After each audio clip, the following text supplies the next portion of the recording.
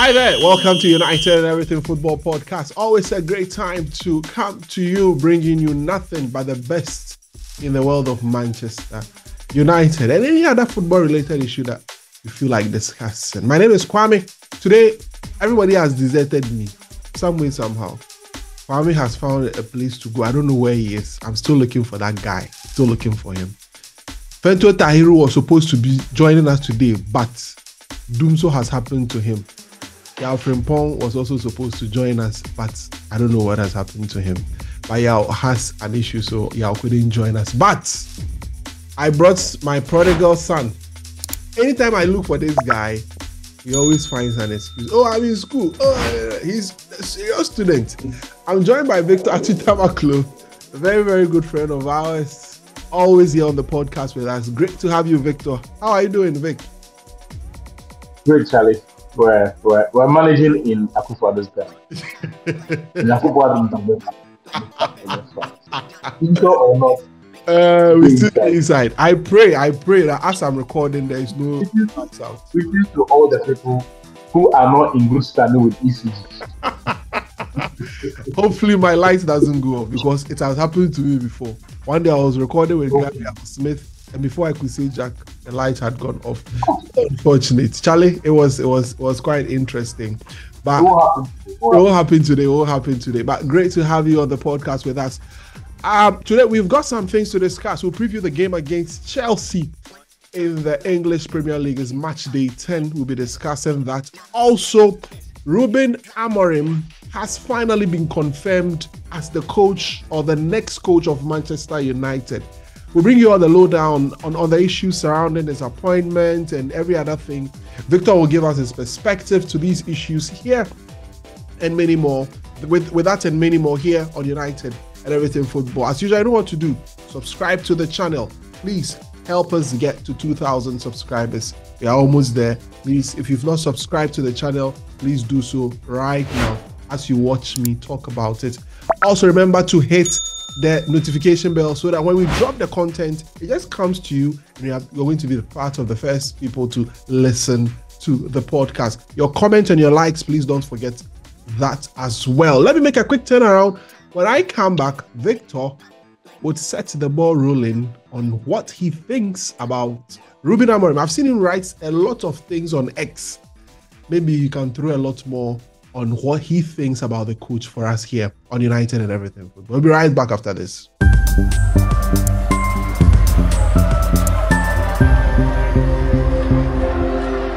All right, thank you very much. Welcome back to United and Everything Football. So great to have you once again. A lot has been happening around the club in the course of the week, from the sack of Erik Ten Hag, who has released a statement to the fans of Man United. I'll try very hard to see if I can get it so I can read for everyone to know exactly what Coach Erik Ten Hag said. And this is what he said. I'll quickly read that. He said, "Dear fans, let me start by thanking you. Thank you for always being there for the club, whether it was at the game far away or a tough match at Old Trafford. Your support has been unshakable. The atmosphere at Old Trafford has always been electrifying, thanks to you. I felt it many times. Also in away games, it gave me and the team an incredible feeling to hear the United chant taking over the opponent's stadium, whether the game was in England, Europe, or during the summer tour. I always enjoy meeting Manchester United fans throughout the world, walking the streets, being able to chat with fans in England, Europe, Asia, Australia, the USA. You inspired me and radiated a strong sense of unity. That's what makes United supporters so special. I want to thank you for giving me the feeling and for your support. This feeling and for your support. I also want to thank the staff in every department of the club for their unwavering support in good times and bad. We won 2 trophies, achievements that I will cherish for the rest of my life.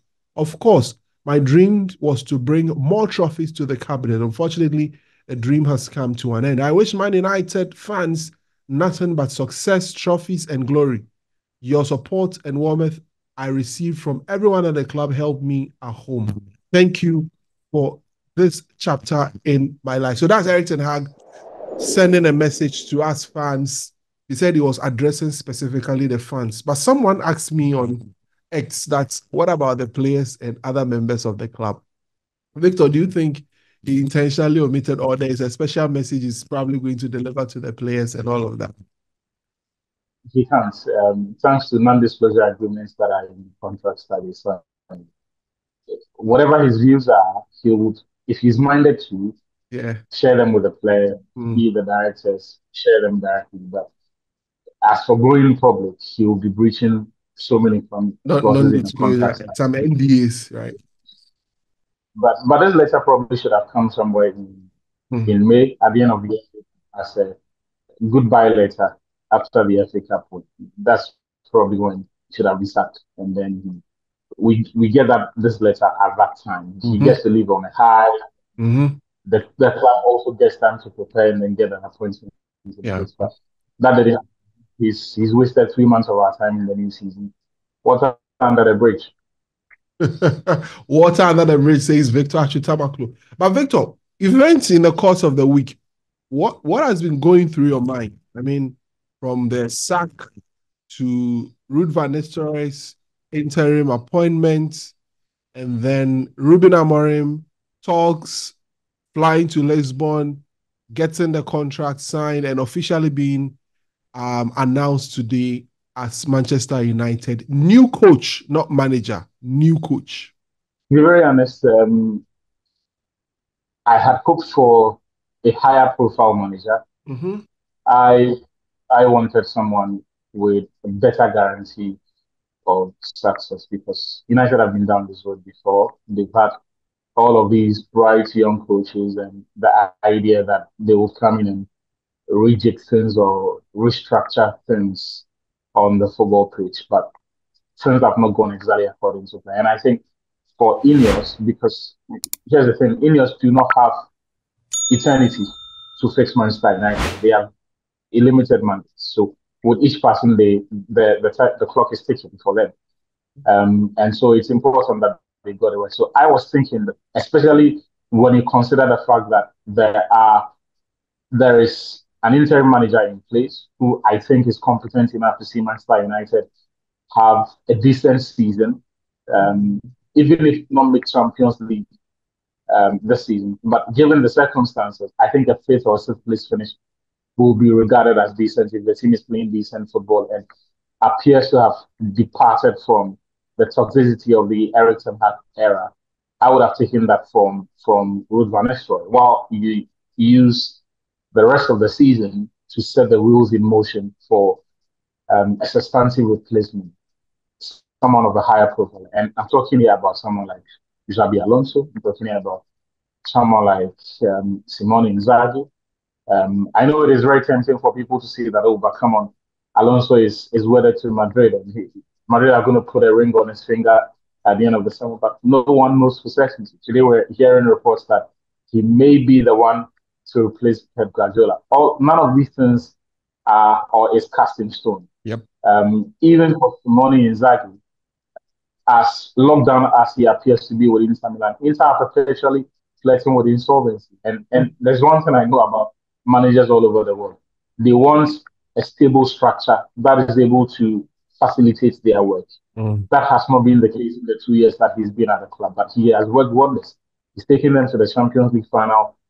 We've seen what he's done in the Italian area as well, even on a very limited budget that isn't always. I mean, Inter see the contract extension of Lautaro Martinez as a celebration and a massive investment, sort of. So that sort of contextualizes his situation at Inter. And I think he's someone that, if you dangle Manchester United in his face, he will be prepared to take that job. And just to remind people, the idea that United may have lost their allure and no longer have the pulling power because of a few bad years is complete nonsense. Because remember Real Madrid before Jose Mourinho took the job, and all the years when they were being hated by Olympic Lyon, yeah, in the Champions League run of 16 and run of 32.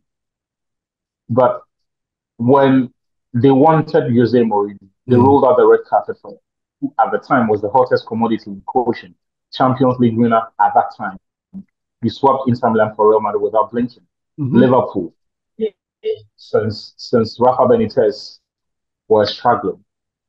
Klopp, again, one of the hottest commodities in the world, when Liverpool came calling. In fact, he had decided that he was going on a sabbatical. But when Liverpool came calling, he had to shelve that and take the job. Manchester United have a similar allure, if not bigger than all of these clubs. And so for me, I thought they could do with a more experienced man. They could do with someone who gives you a better guarantee of success. And I think that they could have taken their time to iron out the kinks, to sort this out, and then be able to bring in someone like I've suggested. However, that is not to say that the appointment they've made is a shabby one. I mean, Ruben Amorim is, for all intents and purposes, one of the brightest coaching minds in the world as we speak, irrespective of or regardless of where he's coaching. Some of the principles that his team works with are as good as any in the world. Some of the football that Lisbon have played, and I'm sure as the conversation progresses, we'll get into the quality of the work that he's done. So it's a smart appointment, but I think they could have had a better one. But very brilliant analysis, Achu. But let's look at it from this angle as well. I want to pick your mind on that. So Ineos have stated that they want to restructure things, and as a result of that, have brought in a new structure. And I'm going to project how the new structure looks like, where you have at the top, as part of the ownership, they've just taken the other Glazers out. But as you can see, Sir Jim Ratcliffe, and there's Sir David Brailsford, there's Jean-Claude Blanc. Down is Umar Barada. Down is Dan Ashworth. On the side is Christopher Vivel, who is part of holding a different portfolio. And also on the other side is a technical director in Jason Wilcox, who has been tasked with the work of having to ensure that there is this chain of a thread Uniformity of how uniformity in the way the teams play from the under age level through to the first team, to ensure that if this is how Man United plays its football, that's centrality. And then comes a coach. Now, the title has changed from a manager to a coach. Now, the idea is that they want a set structure where it's so easy to move a coach without necessarily having to have a major effect on the structure. And some of the established names that you have mentioned would seem not to want to work in such a structure, because we heard of the Thomas Tuchel walking out of negotiation because of issues like this. What do you make of this whole structure, how it is set, and how much of an impact it will have on the renaissance of Manchester United? I don't think there's anything wrong with the structure. I think it's very futuristic. I think it's how the modern game is run. For as long as we've known Manchester United, it's been run like a pre-Adamic football club with no sense of modernity as far as the way they go about their business is concerned, especially the sporting side. And so this is a refreshing book from the norm.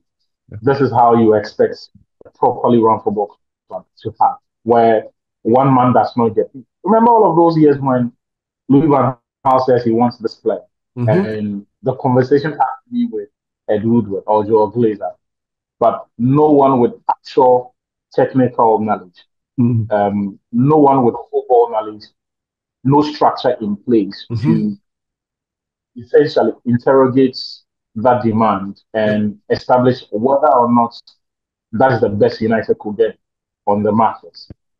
This structure means that for every demand that will be made, United are going to have a scientific process towards arriving at what they are spending, who they are spending on, and what value that player brings to the club. So I cannot have any questions about that structure.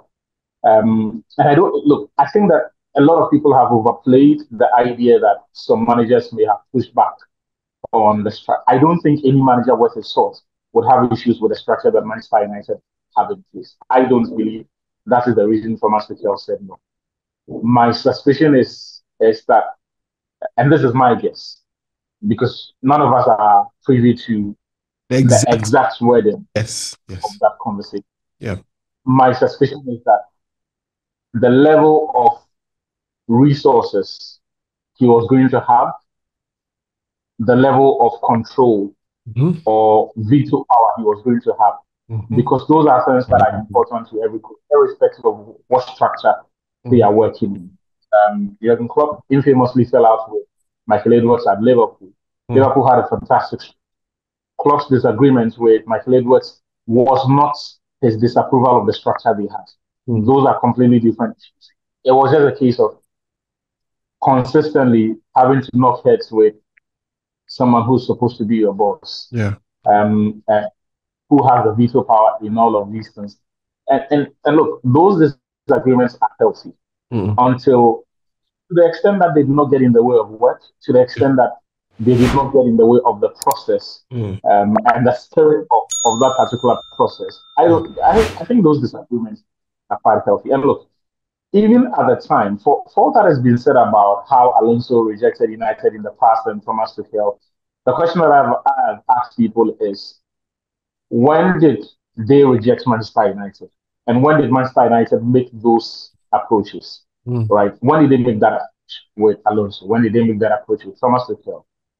Was it before they had the structure in place, or it was after? It is one thing telling people that, oh, I'm going to do this. We're going to put a recruitment team in charge. We're going to put a proper technical structure in place. It is another thing having that structure in place and going to the market with that in your wallet or your suitcase and showing people this is the support structure that we have. Mm-hmm. Right. And so for me, look, we can have disagreements and question marks about how they go about their business, Mm-hmm. but the essence of that structure cannot and should not be questioned. My only disappointment was the fact that their very first responsibility, or what should have been their very first responsibility, was taken away from them, because I do not believe that Omar Berada um, and the team made the decision to retain Erik Ten Hag at the end of the season. Mm-hmm. I think that was an Ineos decision. That will be Brailsford and then Jim Ratcliffe making that call and determining that the manager is going to say. And if you doubt me, just look at the way they went about it and the decisions that they made, because Erik Ten Hag does not earn £50 million annually. Mm-hmm. Yet these guys went to sit down with Ten Hag, negotiated an extension that essentially said that when, in the events that we want to part ways with you, there are certain clauses that would mean that we have to pay you £15 million. That is not a decision that a proper football person like Omar Berada would make. Yep. That is not a decision that I think Dan Ashworth would make. And Mm. the fact that Brailsford and Ratcliffe made that call and agreed to those terms just goes to show you who indeed it was who made some of these decisions. But not to catch you, to provide a bit of information based on the readings. I mean, just like the things. The idea was that Jason Wilcox came in. He came in first as part of the proper football people that were brought in. He came in, did an audit, and recommended to the board then in a meeting in Monaco right after the Crystal Palace game that a change of manager would be necessary. So more like from a technical person. I'm just throwing that in just to aid your analysis. And this is something that was not at variance, or that was very consistent with Omar Berada's belief. Mm-hmm. That was very consistent with Dan Ashworth as well. And over time, the three of them have told the same line. Mm. Of course, we had that political statement at the beginning of October that they were backing Erik Ten Hag, but you don't want to rock the boat if the decision from the directors is that the guy stays. You cannot seem to be communicating otherwise to the public. It's a collective responsibility. It's a blow that you take together, and your job at that point is to communicate that we are going forward with the manager, and that's essentially what they did. And if I have any disagreements, if I have any question marks, it is the fact that the new structure was not allowed to make that decision at the end of the season on Erik Ten Hag, and also the fact that the directors went ahead of them to agree that £15 million, because as we speak, due to that, The entire process of replacing Erik Ten Hag is going to cost Manchester United in excess of £30 million when they could have fired him in May or June for less and hired Ruben Amorim at a much cheaper cost. Anyway, so let's switch the conversation back to Amorim now. What kind of a coach he is? We've been trying to establish anytime any new guest that comes, we try to pick their mind on. The last time Cicho gave us the idea of what to expect. Now that it's confirmed, as at the time that we are recording this, Amorim's Sporting is playing and they are already leading by 3-1. So I'm sure by the time it ends, they would have gone 10 games in the league where they've won 10 games, lost 0, drawn 0, and have scored over 30 goals with just about 3 goals conceded or 4 goals conceded. Actually, what do you make of Amorim? Let's stay with him before we switch to the Chelsea United game. What do you make of him? I think he's a brilliant appointment. He's a brilliant manager that Manchester United have got in their fold. Per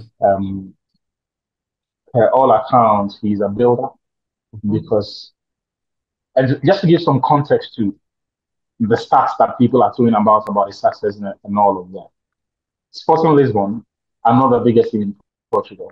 Yep. They are not the second biggest team in Portugal. They are essentially the first behind Porto and Benfica. Lisbon, for God knows how long, had not won the league at the time of Ruben Amorim's appointment. Lisbon have nearly half the budget that FC Porto.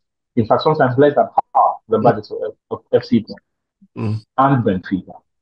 So to put matters into context and to use a very relatable example, Lisbon challenging Benfica and Porto will be the equivalent of a team like, say, Brighton and Hove Albion, right? Or Everton. Everton in their current states, without any financial injection or a takeover, going toe-to-toe with the 2 biggest teams in the Premier League, say now it is Arsenal and Manchester City, or the 2 best performing teams. Let me put it that way. We can probably put it why not an Aston Villa comparison? Don't you think that looks like a bit more? No, because Villa have been consistent for some time now.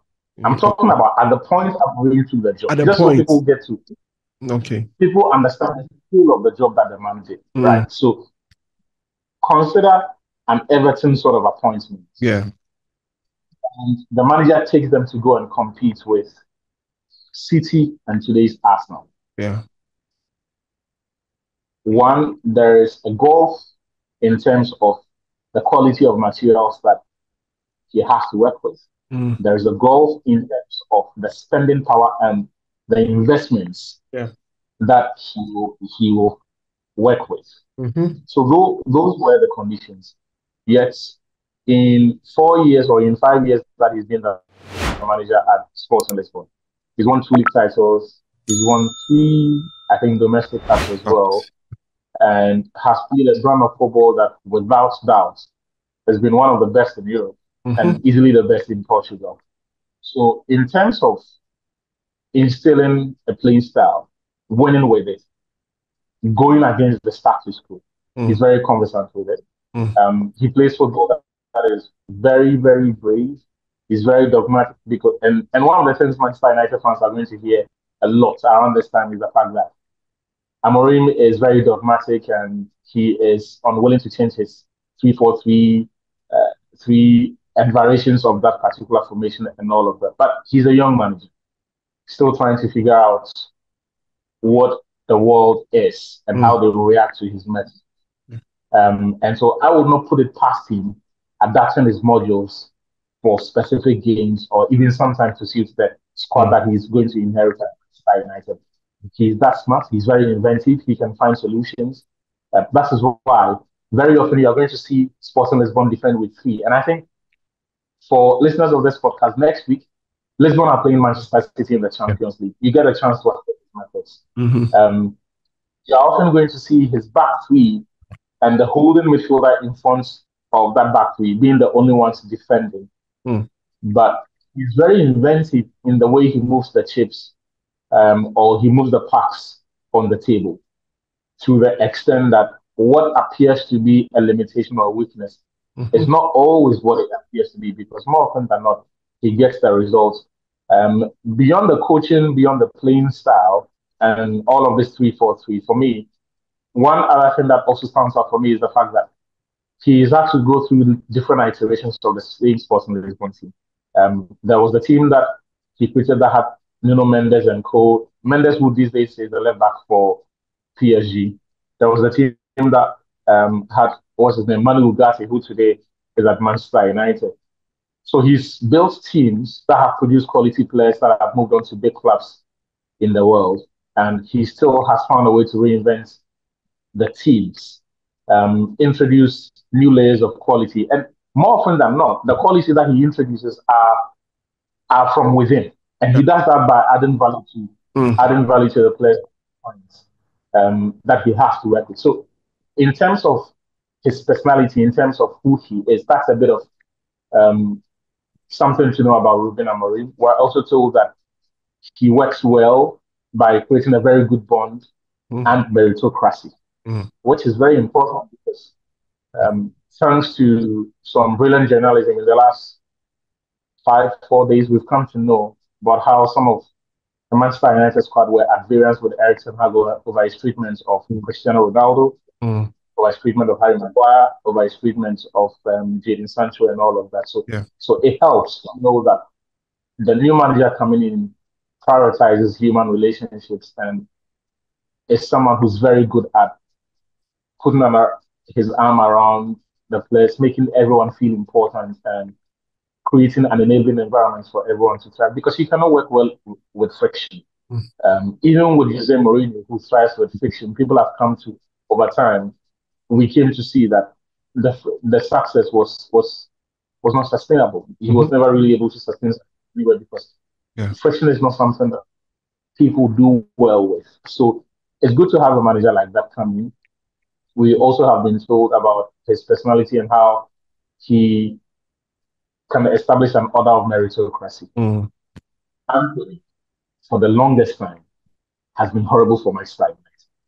But for whatever reason, Erik Ten Hag kept playing. I mean, I was listening back to the last press conference that he gave. I think the last Republic, and the explanation he gave for keeping Amad Diallo on the bench, and he said Diallo is good, but he also has to respect Anthony's performance in the team. I was like, are you crazy? Bruno Fernandes has been begging to be dropped for the longest time. Marcus Rashford, for whatever reason, Ten Hag can't seem to drop non-performing players and all.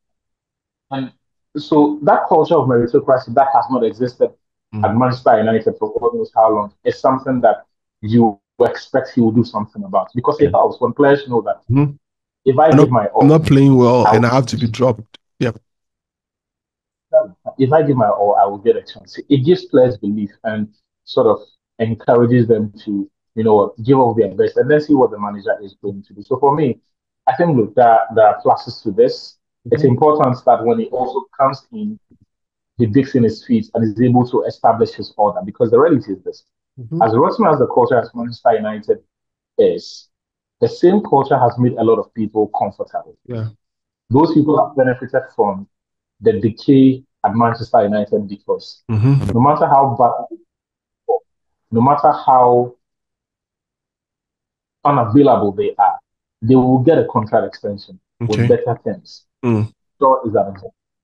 Diogo Dalot is that example. There are players, many of them did not and have not deserved contract extensions, but they have gotten it. Yeah. And so it is important that he realizes that those players will fight any system that threatens their livelihoods.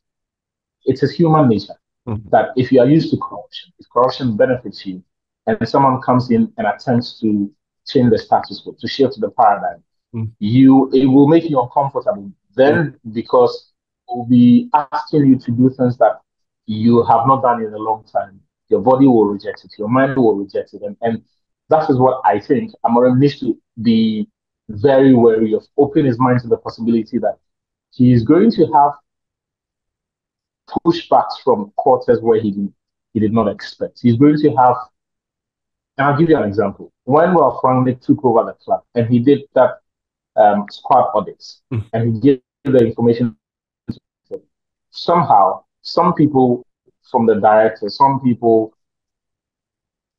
higher up the club, phoned the players who called the players who Ralph Rangnick had said United needed to let go and informed them that this man has told the club that we should sack you. In the end, they don't choose. In a properly functioning environment, that leak does not happen. At least it does not come from a director. Yeah. Especially in the because you know that that kind of information can destabilize the team. But that's exactly what happened. And that example just goes to show you the scale of work that and the threats that Amorim faces. Do not be fooled. There is a new structure in place.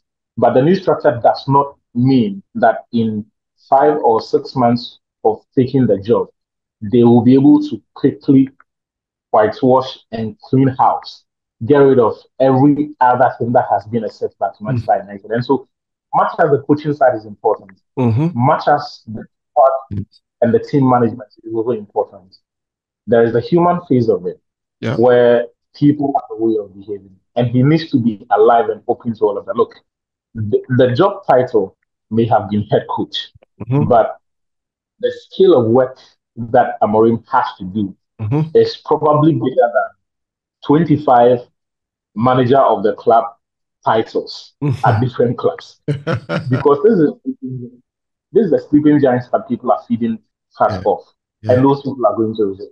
I think it should be very well, that's an extensive analysis from Achu. But we'll be bringing you more. We're bringing you a bit of his tactical approaches to games and everything when our other guests join us, so that we'll be building up before he takes over the job on the 11th of November. His first game will be against Ipswich, right after the international break, which is next week on the 10th. When he comes back or takes over on the 11th, playing against Ipswich the following week. So we'll be catching up on that. But actually, let's wrap up. We have just, let me check my time, just 5 minutes to go. In 3 minutes, please, let's look at the game against Chelsea this weekend. Ruud van Nistelrooy won his first game, 5-2 against Leicester. For me, nothing aside the vibes, nothing significant in terms of tactics. But how do you expect this game to be tactical? Come again? You didn't have to be tactical. I think sometimes we place too much. Exactly. But let's look at the game against Chelsea. A game against Chelsea. What do you think we should expect?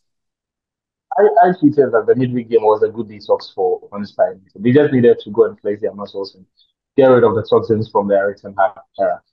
On Sunday, I think United will be smart to not be as expansive as they were against Leicester.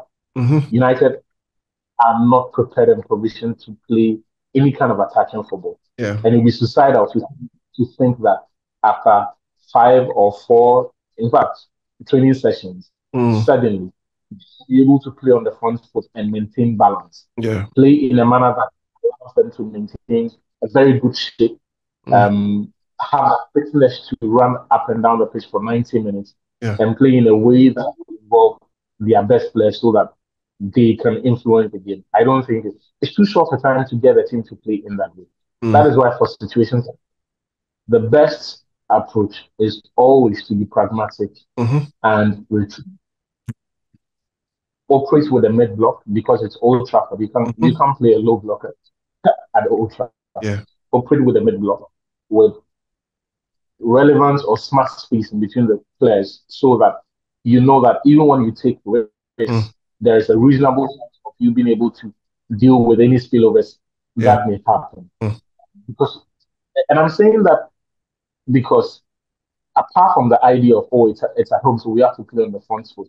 Even the specifics. For example, if United want to press Chelsea, because Chelsea have not looked on teams that have pressed them. If United wanted to press, do they have the fitness and even the rehearsed teams to do that for 90 minutes? No. I mean, look, often we talk about pressing as if it's easy. Like you go to the training grounds and after 5 or 6 sessions here. No, you press in a coordinated manner Mm-hmm. that allows you to do.